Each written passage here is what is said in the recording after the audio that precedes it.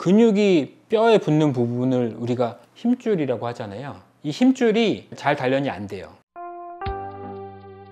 지난 시간에 이어서 오늘은 달리기에 대한 얘기를 또 해볼 텐데요. 할 때 어떻게 뛰면 좋은가, 그리고 혹시 뭐 달리기면 안 되는 사람이 뭐 있나, 뭐 이런 얘기들을 해보려고 합니다. 어떻게 뛰는 게 바른 자세예요? 라고 물어보시는 분도 많아요. 사실 뭐 정답이 있진 않아요. 정답이 있진 않는데 안 좋은 것들은 분명히 있어요. 안 좋은 자세, 효율적이지 않는 자세, 이런 것들이 있거든요. 그래서 마라톤 이제 선수들을 보면 대개는 비슷한 주법을 많이 써요. 안 좋은 주법들을 하면 그런 이제 프로 운동 선수들은 그만큼 할 수가 없으니까 되게 비슷한 폼을 가지게 된 건데, 첫째는 우리가 발을 착지할 때 어디로 착지하느냐가 조금 중요한데, 단거리 선수들은 100이면 100 다 앞발로 착지를 하게 됩니다. 앞발로. 뒷발로 착지하려면 더 많은 에너지와 시간이 들기 때문에 단거리 선수들은 100% 앞발로 착지하게 돼요. 그래서 앞발로 착지하면 단거리에는 최적화되어 있지만 장거리에서 20km, 30km 뛰는데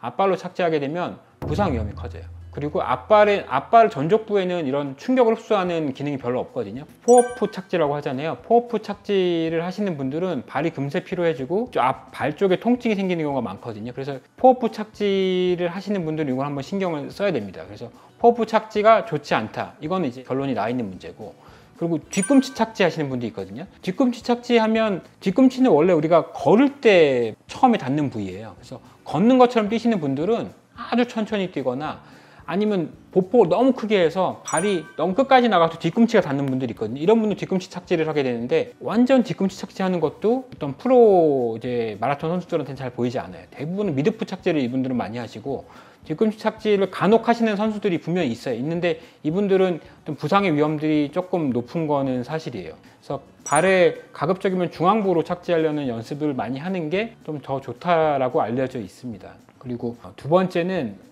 몸이 일자로 이렇게 서 있으면 안 돼요. 약간 우리가 전경이라고 하죠. 약간 앞쪽으로 한 10도, 15도 정도 구부러져 있는 게 대부분의 프로 선수들의 폼이거든요. 약간 구부러져 있어야지 미드풋 착지하기가 좀 더 용이하고, 그리고 우리가 팔 동작을 하는데 팔 동작도 지나치게 막 이렇게 하시는 분들이 있어요. 이렇게 앞쪽으로 나오는 거죠. 이런 동작은 운동 효율적인 측면에서 불리합니다. 그래서 가급적이면 겨드랑이 좀 붙인 상태에서 약간 팔이 뒤로만 좀 이렇게 뒤로만 가는 동작들이 적합하고요. 그리고 앞에서 정면에서 봤을 때는 팔이 가운데 이 미드라인을 침범하는 거는 이건 비효율적이에요. 그래서 이 뒤쪽으로만 보내려고 하고, 앞쪽으로 반동으로 나올 때도 약간 요 정도 앞쪽까지만, 미드라인을 침범하지 않고 중앙선을 침범하지 않은 상태에서 이렇게 오는 게 장거리를 달릴 때 가장 효율적이기 때문이에요. 팔을 안 움직이시는 분도 있거든요. 이것도 효율적이지 않아요. 우리가 달리려면 장요근이라고 하는 이 몸통 코어 근육들하고 장요근 근육이 쓰이는데, 이게 쓰일 때 몸통이 약간씩 돌아요. 이렇게 돌을 때 이게 팔을 쳐줘야지 효율적으로 돌릴 수 있어요. 그래서 이러고 가만히 뛰시는 분들은 이게 잘못 뛰고 계신 거예요. 가볍게 팔을 흔들어 줘야지 적합한 리듬으로 효율적인 에너지를 갖고 뛸 수 있다. 그리고 보폭도 많이 얘기를 하는데, 보폭도 한 1m 전후가 제일 좋다라고 알려져 있고, 보폭을 너무 크게 하는 경우, 뭐 너무 작게 하는 경우 다 이제 적합하진 않은데요. 보폭도 한 1m 정도로 뛰어서 내가 무리가 없다면 그 정도로 뛰는 게 가장 이상적이에요. 뭐 달리면 혹시 안 되는 사람이 있나요? 이렇게 여쭤보시는 분들이 있는데요. 걸을 수 있으신 분들이면 달릴 수 있습니다. 걷기와 달리기는 본질적으로 똑같은 거예요. 똑같은 건데 두 발이 띄어지면 달리는 거고요. 한 발이 붙어 있으면 걷는 거예요. 그래서 걸을 수 있으신 분들은 달릴 수 있어요.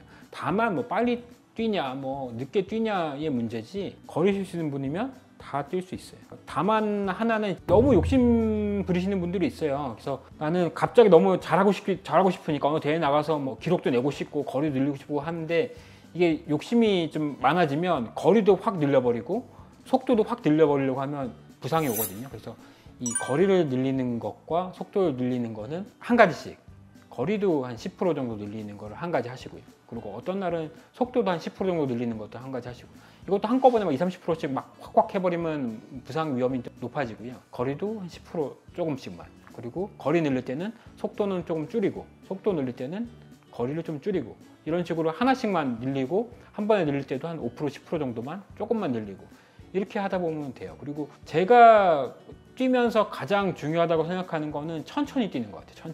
천천히 뛰면 빨라집니다. 천천히 뛰면 빨라져요.